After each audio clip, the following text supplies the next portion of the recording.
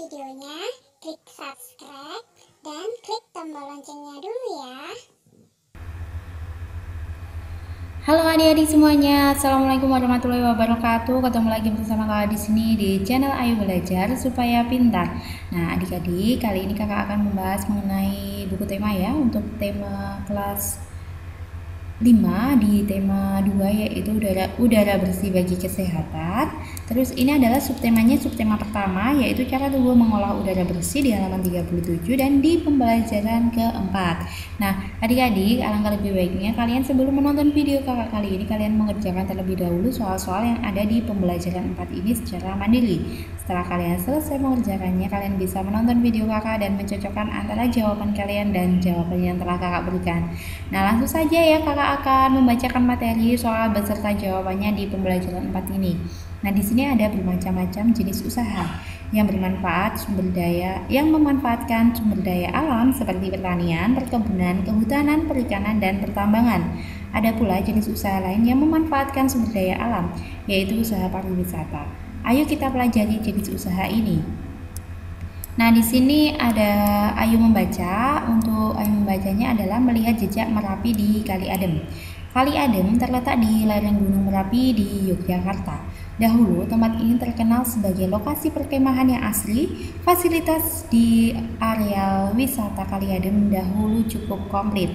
Ada pendopo, gedung pertemuan, kios-kios, warung, gardu pandang, lapangan untuk perkemahan, toilet, dan sebagainya. Akan tetapi, setelah Merapi meletus pada bulan Juni 2006, sebagian besar fasilitas itu lenyap terkubur lahar. Lanjut ya, halaman 38. Di sini ada wisata di Kali Adem Yogyakarta. Seperti ini bentuknya. Wisata di lereng Merapi ini seperti ini. Nah, saat ini wisata Kali Adem sudah berubah nama menjadi Lavatur Kali Adem. Sebagian besar pemandangan Kali Adem berupa hamparan pasir dan batuan bekas lahar. Di sana ada bunker atau rulinda atau ruang lindung darurat. Bunker ini dibangun untuk tempat berlindung jika tiba-tiba Gunung Merapi menyemburkan awan panas. Di dalam bunker ini ada kamar mandi, tabung oksigen, masker, listrik, dan perlengkapan lainnya. Pintunya 2 terbuat dari lempengan besi setebal 3 cm. Lanjut ya, di sini ada Ayu menulis. Dari bacaan melihat jejak Merapi di Kali Adem, kamu mengetahui salah satu lagi jenis usaha, yaitu usaha pariwisata. Di mana kamu tinggal?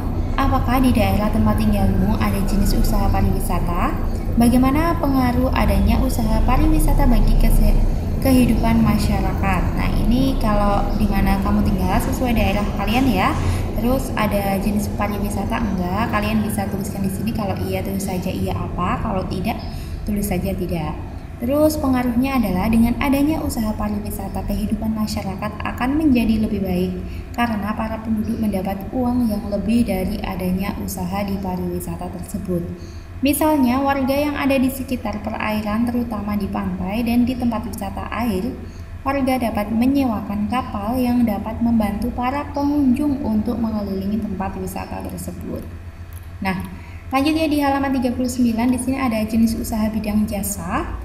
Jenis usaha pariwisata merupakan usaha di bidang jasa. Bidang jasa berkaitan dengan pemberian layanan kepada konsumen. Contoh usaha jasa selain pariwisata antara lain perbankan, keuangan, asuransi, kesehatan, dan hukum. Sektor jasa di Indonesia, terutama pariwisata, berkembang pesat. Pesatnya jasa pariwisata didukung potensi panorama alam Indonesia yang elok. Sektor pariwisata di Indonesia juga menonjolkan aspek budaya. Contoh objek wisata alam adalah danau, pantai, bukit, pegunungan, gunung, suaka alam, serta flora fauna. Contoh objek wisata budaya adalah kesenian daerah, upacara adat, keraton, dan candi. Berkembangnya sektor pariwisata menumbuhkan usaha penunjang jasa pariwisata. Nah, di sini ada usaha-usaha di bidang jasa pariwisata antara lain sebagai berikut. Yang pertama adalah pengelola jasa penginapan, misalnya hotel, motel, wisma, dan lodgement.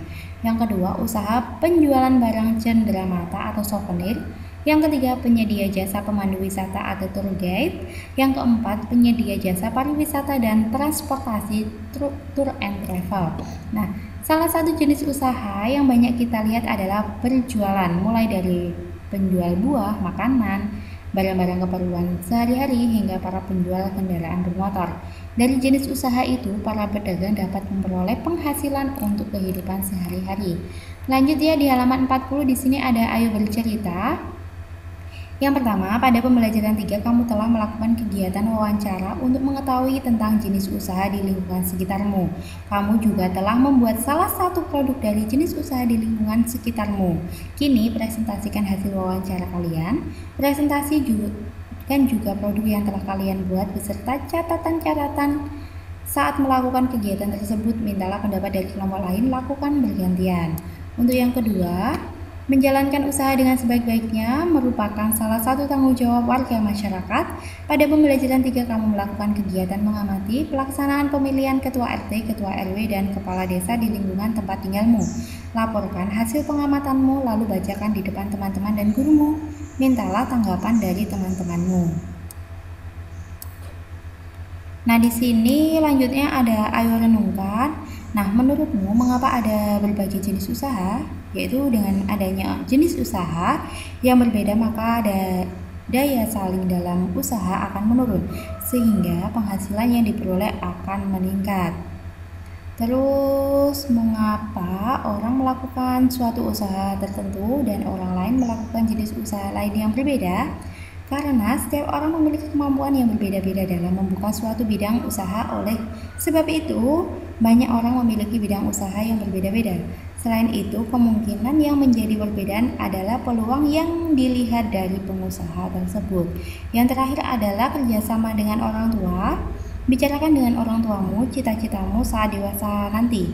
Jika usaha apa yang kira-kira ingin kamu lakukan, ceritakan kepada teman-teman. Nah, nanti kalian bisa berdiskusi dengan orang tua kalian ya tentang cita-citamu saat dewasa nanti dan jenis usaha apa yang ingin kalian lakukan nanti. Nah, terima kasih ya sudah menonton video kakak kali ini. Semoga video ini bermanfaat untuk kalian semuanya dan mohon maaf jika ada kesalahan kakak dalam menyampaikan materi, soal dan juga jawabannya yang telah kakak berikan ada kekurangan. Kakak mohon maaf ya sebesar-besarnya. Untuk itu kalian tetap semangat ya belajar dari rumah walaupun kita masih belajar dari rumah. Sampai di sini video kakak yang kakak berikan. Wassalamualaikum warahmatullahi wabarakatuh.